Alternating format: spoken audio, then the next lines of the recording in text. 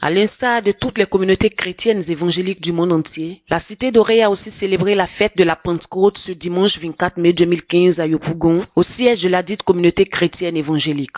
Ce culte dominical, en plus d'être un culte d'adoration, était aussi et surtout un culte de réjouissance, car les filles et fils de la Cité Dorée commémoraient la date anniversaire de la venue du Saint-Esprit.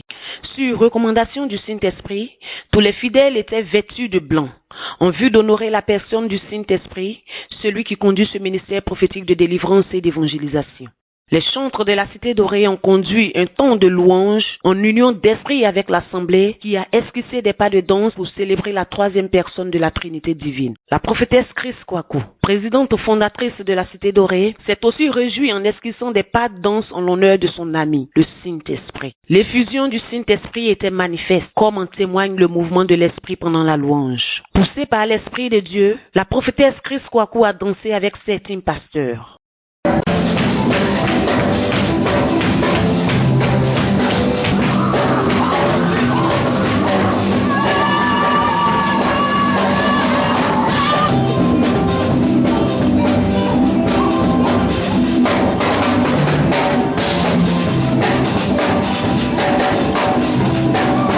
Le verset 8.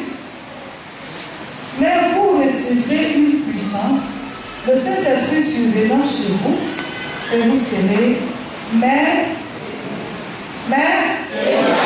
à Jérusalem, dans toute la Judée, dans la Samarie, et jusqu'aux extrémités de la terre.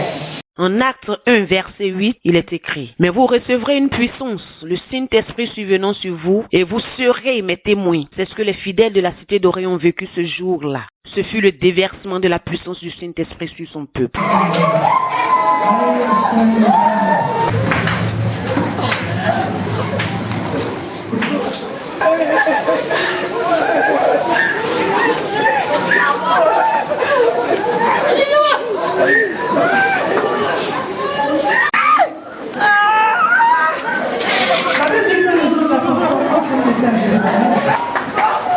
Mais le Saint-Esprit, dans votre bénédiction, vous promenez partout, vous êtes en onction. Vous ça qui est là.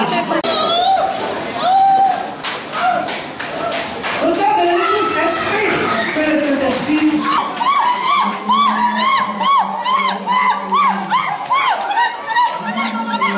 Au total, la fête de la Pentecôte à la Cité Dorée a été un moment de réjouissance, un moment de la manifestation de l'onction débordante sur le peuple de Dieu, et les fidèles sont repartis chez eux transfigurés.